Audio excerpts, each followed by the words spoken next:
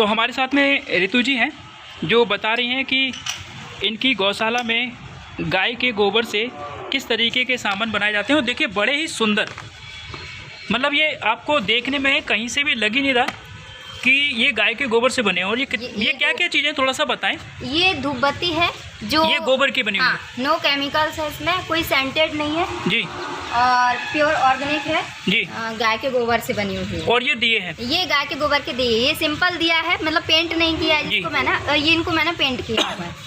कितना समय लग जाता है ये मतलब दिए बनाने में? एक व्यक्ति दिन में कितने दिए बना लेता है? एक व्यक्ति दिन में ज़्यादा से ज़्यादा 500-600 दिए निकाल लेता है। ठीक है, तो उनको कितना रोजगार मिल जाता है, मतलब कितने पैसे मिल जाते हैं उनको?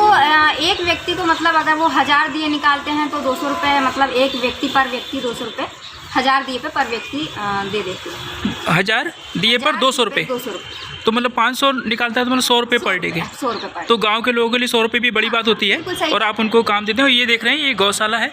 यहाँ पर अभी मार्क हॉस्पिटल पर हम लोग हैं जहाँ पर हम गायों की स्थिति देखने के लिए आए थे, लेकिन साथ ही ये ऋतु जी हैं, ये समाधान बता रही हैं कि गाय को कैसे रखा जा सकता है। अगर गाय दूध देना बंद कर दे तब भी गाय कितनी उपयोगी है, ये ऋतु जी बता रही हैं। इन्होंने देखिए गाय के गोबर से सुंदर से दिए बनाए हैं। तो ये दिए क्या अभी दीपावली पे हमें देखने को मिलेंगे? जी बिल्कुल मिलेंगे। अच्छा, एक स्वदेशी जो मंच है आरएसएस का, बीजेपी का, तो उसके द्वारा क्या आप इसको प्रमोट करना चाहेंगे कि पूरे भारत में हर जगह इस तरह के दिए बनाए जाएं? जी मैं बिल्कुल चाहूँगी कि पूरे भारत में, पूरे विश्व में गाय के गोबर की महत्व को समझा जाए। और तो चाइना की जो लड़ियाँ और जो झालरें जलती हैं उसको बंद करके दिए जलाने चाहिए किया जाए, और गाय के गोबर के दीपक भी एक चीज़ आपसे और थोड़ा सा, वैसे तो सभी को पता ही है कि गाय जो है वो ऑक्सीजन भी कहीं ना कहीं वातावरण में पैदा करती है, ठीक है। तो कैसे कह सकते हैं कि दूध देना बंद कर दिया तो गाय उपयोगी नहीं रही?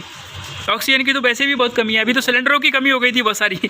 मेरा मानना ये है कि अगर आप एक गाय घर में पाल लेते हैं जी, और आप सुबह शाम गाय के गर्दन पे जी नीचे की तरफ अगर आप सुबह शाम हाथ फेरेंगे तो आपको कभी ऑक्सीजन की कमी नहीं होगी। और कभी जो टीबी वाले जो मरीज हैं, जिनको टीबी हो जाती है, अस्थमा हो जाता है, उनके लिए सबसे उपयोगी है। सबसे उपयोगी जी।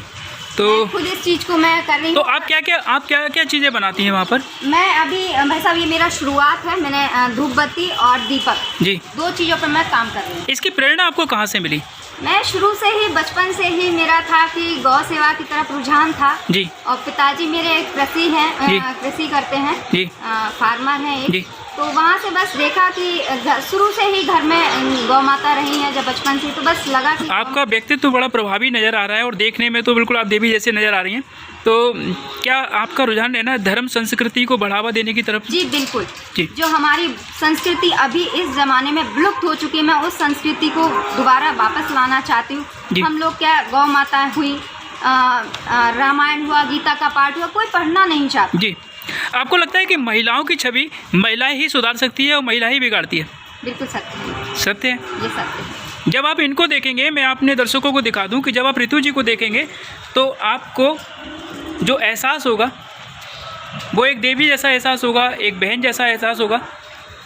और वहीं आप टीवी पर, वेब सीरीज पे बहुत सारी महिलाओं की फूहड़ तरह की जो तस्वीरें जब देखने को मिलती हैं तो उसको लेकर के तमाम तरह की बातें की जाती हैं।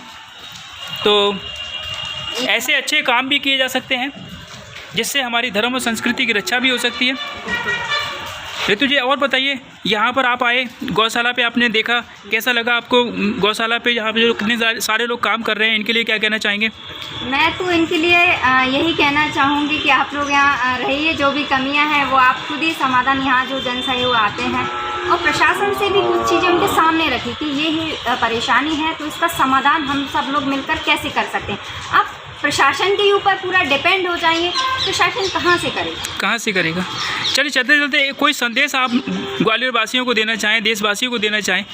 मैं तो बस यही संदेश देना चाहूँ कि आप सभी लोग अपनी जो गौ माता है उनको कभी ना भूलें, क्योंकि मरने के बाद भी बच्चियाँ लगती है। मरने के बाद भी बच्चियाँ लगती है, ये कहना है ऋतु जी का। हमसे बात करने के लिए बहुत बहुत धन्यवाद। और ग्वालियर के मार्क हॉस्पिटल स्थित गौशाला से अभी के लिए इतना ही।